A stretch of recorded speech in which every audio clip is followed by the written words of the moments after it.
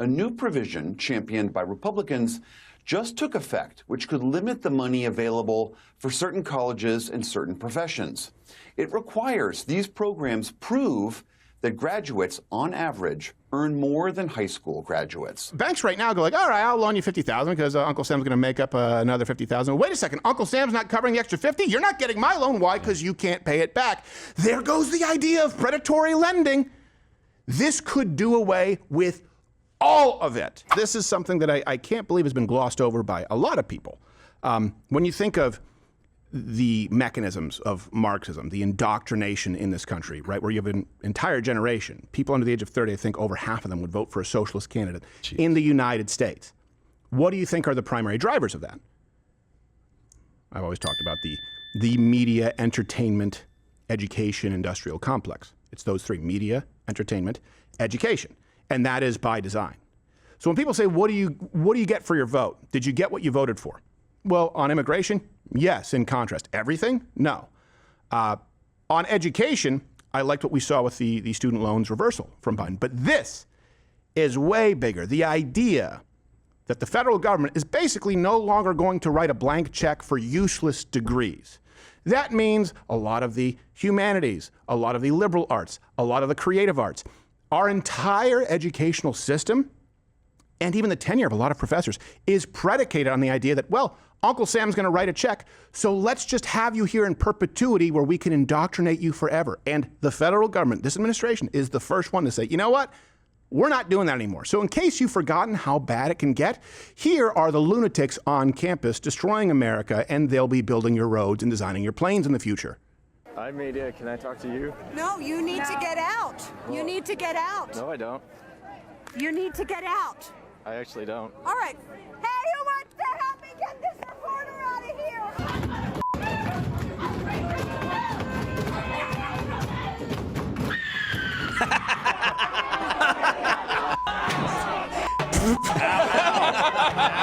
That is cartoonishly funny. It is, yeah. The sound.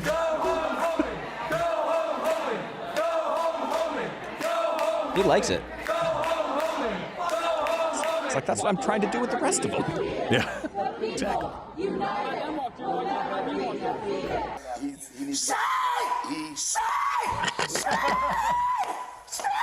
My Chemical Bromance. Sorry, sir.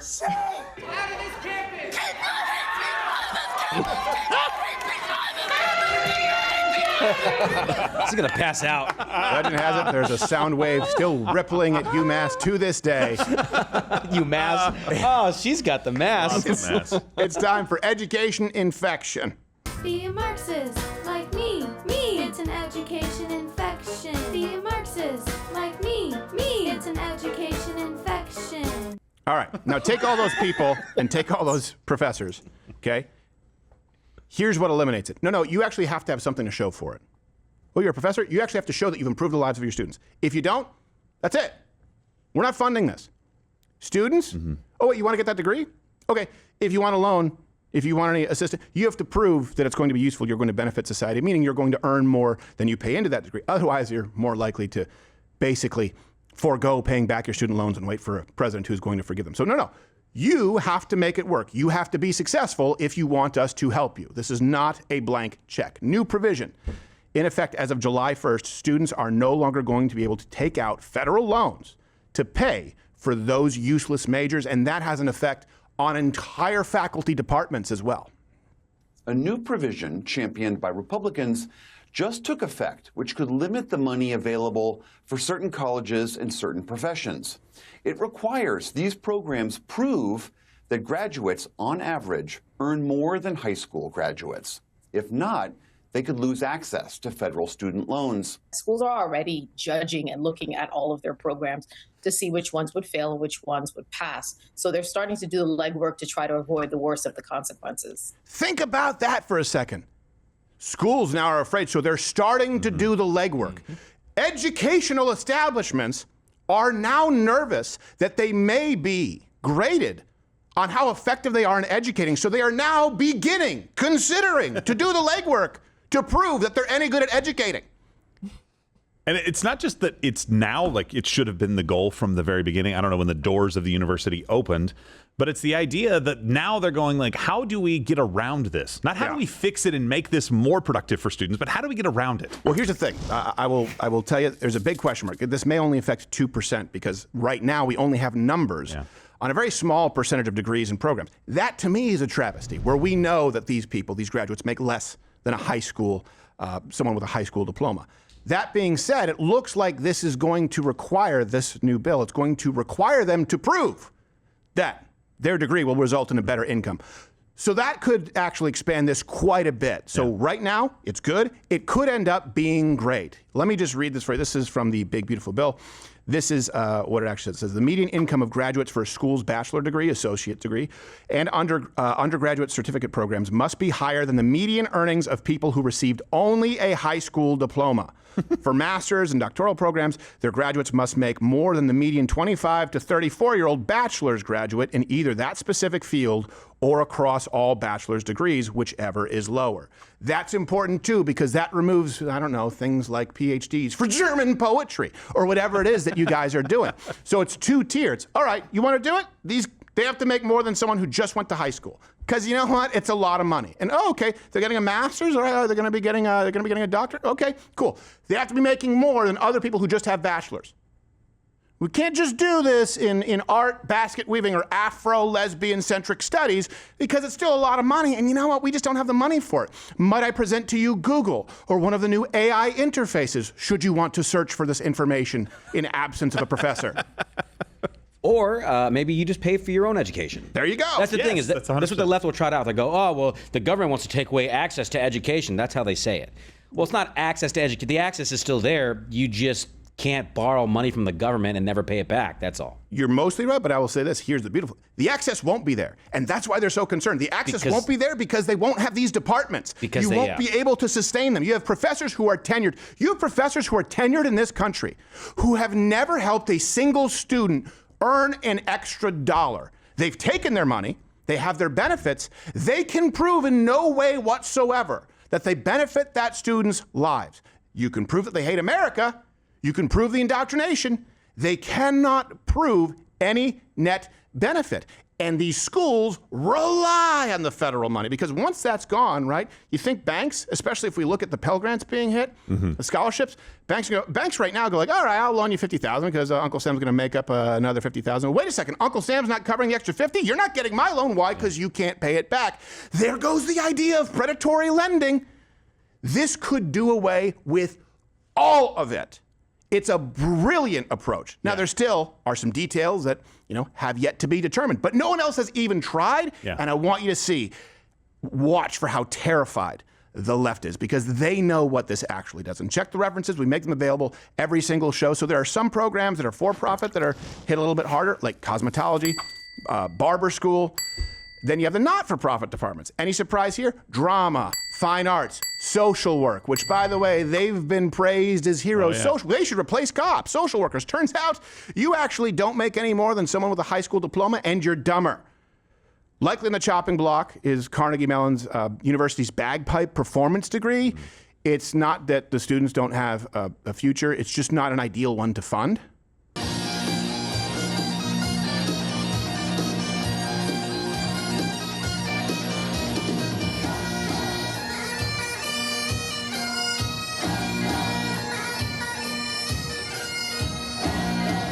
I'd fund it. Yeah, maybe this is a bad idea. I mean, how long is that program? You teach the bagpipe and then you teach a hip thrust. And in fire. I forget. If I'm president for a day, I go only military and bagpipe thruster. That's all we are funding. Combine the two. Whoa, watch out, funerals. That's scary. That would confuse the hell out of ISIS. Like, I don't know. There's fire coming from his hips. Is it his dick? Is it? I don't know, but it sounded like hell.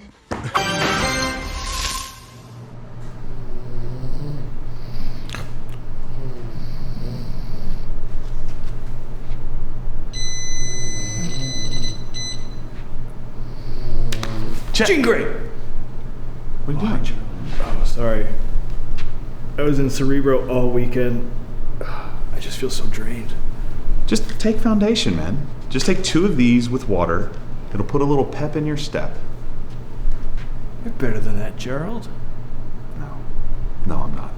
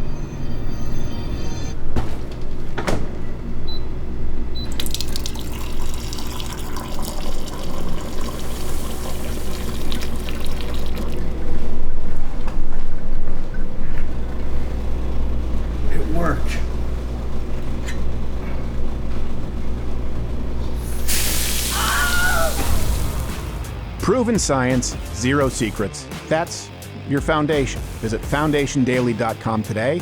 Subscribe, save 40% off for life. If that was marching at you in the desert, dude, I'd surrender right away. Put your guns down. Yeah, I just think like, these people are nuts. You can't beat crazy. Yeah. And, by the way, thank you for the raid, Dan. We appreciate it. We're glad to be back. Look, this. I should also say, so bagpipes, they're taking that one away. That's on that chopping block, which I'm not a fan of. But you guys let me know. They'll also be canceling whatever class this was that Gerald aced. Climb up that butt. Oh, come on. That makes sense. See, it's not even me. That guy has glasses on.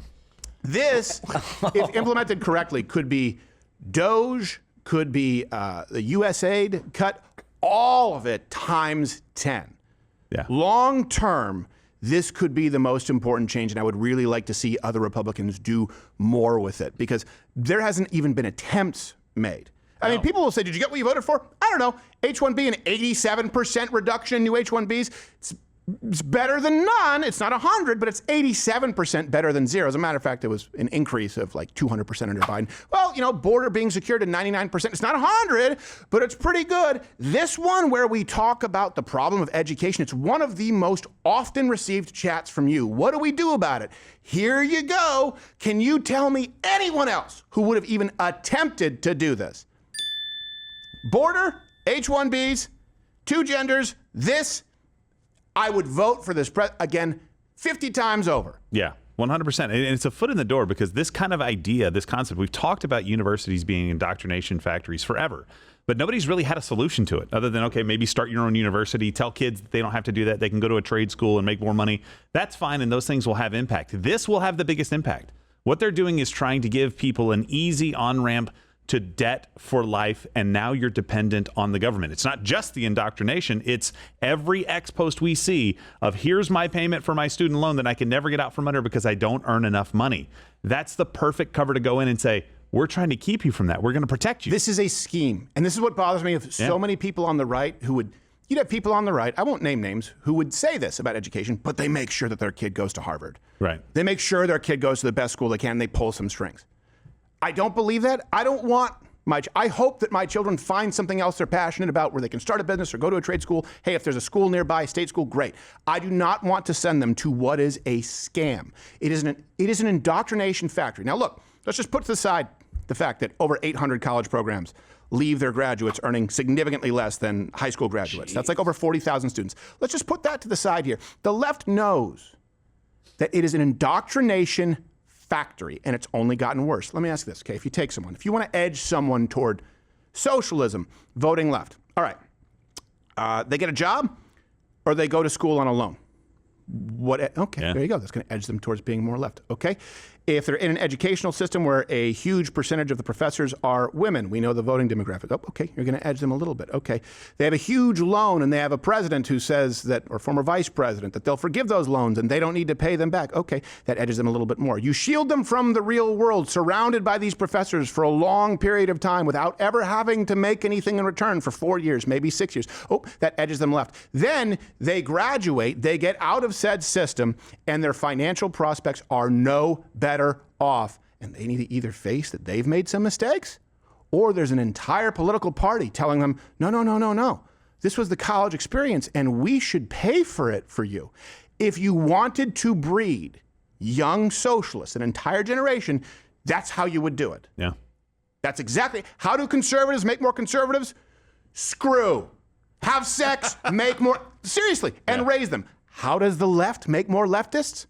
Indoctrination, propaganda, and this is one of the most effective tools, and you have been funding it. You have been funding all of it.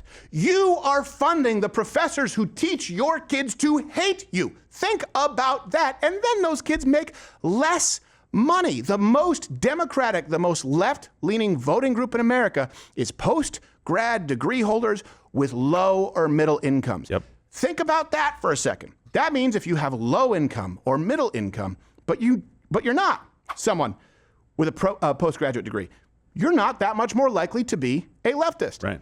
That means if you have a postgraduate degree or you have a PhD and you're making good income, you are more likely to be right-leaning, meaning you probably went into a field, you probably studied it in university in a way that was useful, and you make more money. This group is a group of people who studied things that were useless under the tutelage of professors who were indoctrinating them and then had to go out into the real world and want to vote themselves back into the fantasy. It's not even close. 80% of DSA members have at least a bachelor's. But about 45% have a household income of $60,000 or less. So remember this big lie. The left used to say, we're the party of intelligentsia. Yeah, well, that's right. The uneducated vote Republican. You make less and you're dumber. Our real world metrics also, kids are not they're not leaving university with reading, writing, arithmetic skills at all. They're leaving with opinions, but no skills. This is why the left is furious about it. The left is far more furious about this than the right is covering it. Yeah. And that is bizarre to me.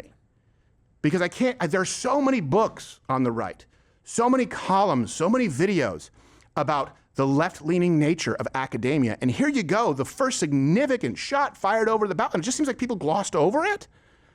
So I didn't even know, by the way, this was in the big, beautiful bill from last year. Yeah. I didn't even know about this provision. It just went into effect. Yeah, it's fantastic. And that's why you have Chris Hayes, Stop the Hammering, MS Now host. He wrote, the most left-wing people in America are people with postgraduate degrees who are financially strapped, and the most right-wing are people without four-year college degrees who are rich.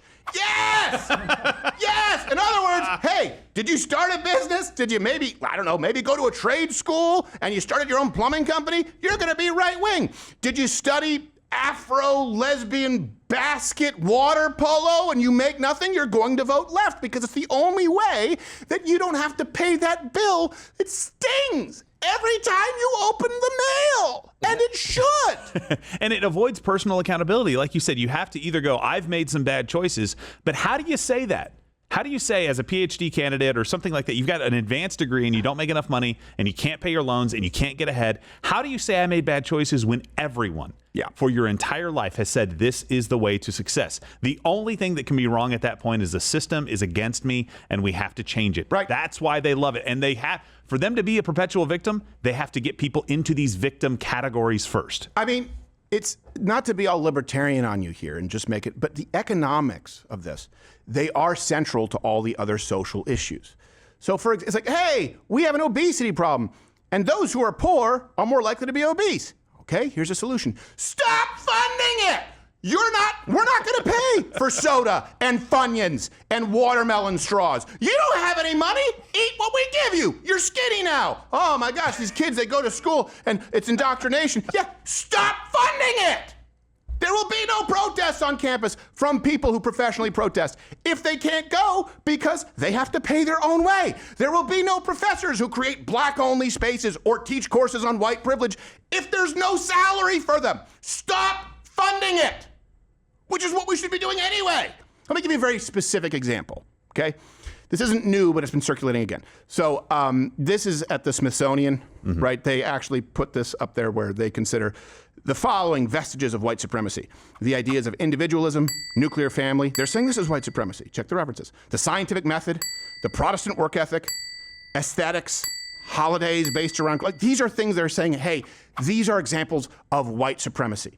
The Smithsonian director, and Anthea Hardig, I think, Anthea Hardig, Masters of History, UC Riverside. Likely got some kind of Fed-backed loan in liberal arts, okay? Let's go through this. This is a very real world scenario. Okay, young leftist. They get some kind of a loan from the federal government or backed by the federal government in liberal arts or history or drama, creative arts. Said leftist spends 4 to 8 years in college with leftist professors, just like that person who's there at the Smithsonian. You know, that would be their leader. They would be the apprentice. Then that leftist gets a recommendation for a nonprofit job, of course, at the Smithsonian. And then all of the leftists together collectively rewrite history at the Smithsonian to the point where it's an assumed fact that being on time is racist. That's how you get interactions like this. As part of this white supremacy document that your organization has promoted, objectivity is a core and defining aspect of white supremacy culture. Do you think that it's the goal of the Smithsonian Institution to promote white supremacy culture?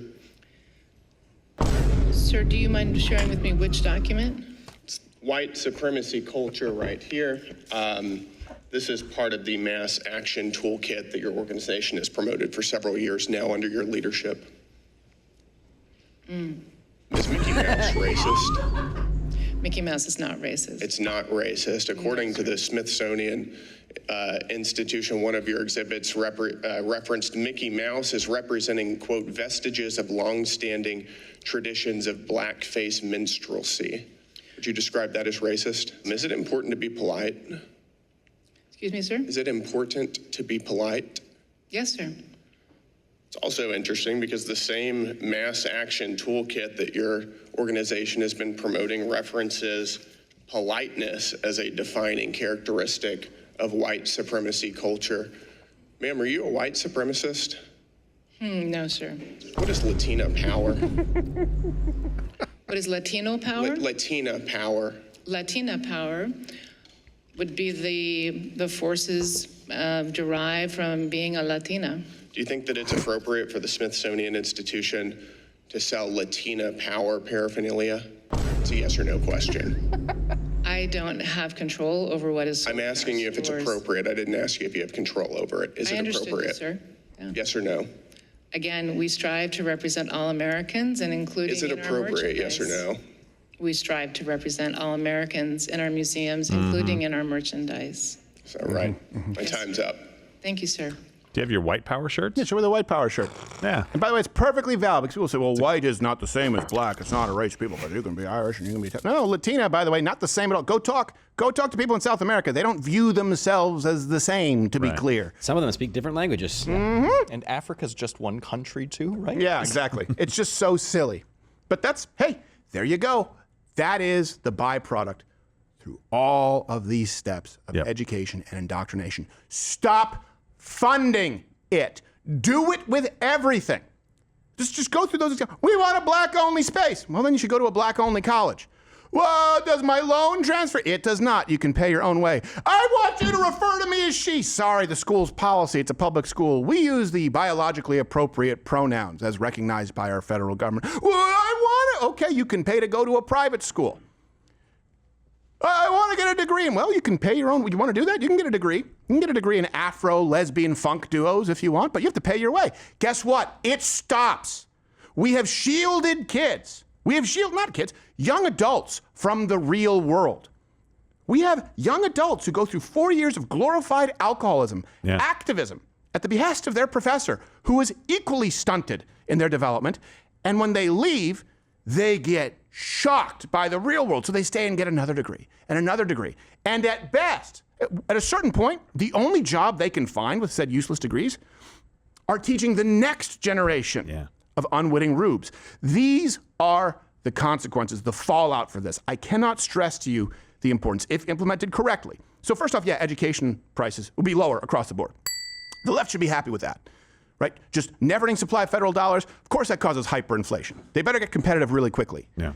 But most importantly, it ends one of, if not the most important, primary mechanisms of Marxism in the United States. Useless teachers will be fired. They will be based on performance. All of this brotherhood and sisterhood with the administration, that goes away really, really quickly when they're hemorrhaging money.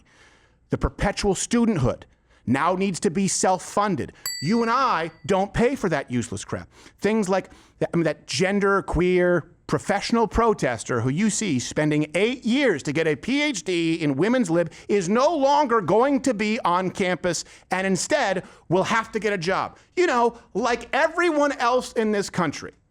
When we say that, oh, there's a two-class system, yeah, it is. Professional students, those who suckle at the government teat, contribute nothing, and vote in their own interests. You can look at it across the board. Across the board, as Chris Hayes said, if you look at voting demographics. If people pay taxes, if they work, if they contribute, whether they're poor, middle income, or upper middle class, guess what? They're more likely to vote conservative if they have skin in the game. If they don't pay taxes, they're students, they work in the nonprofit sector, guess what? They'll vote left. It's that simple.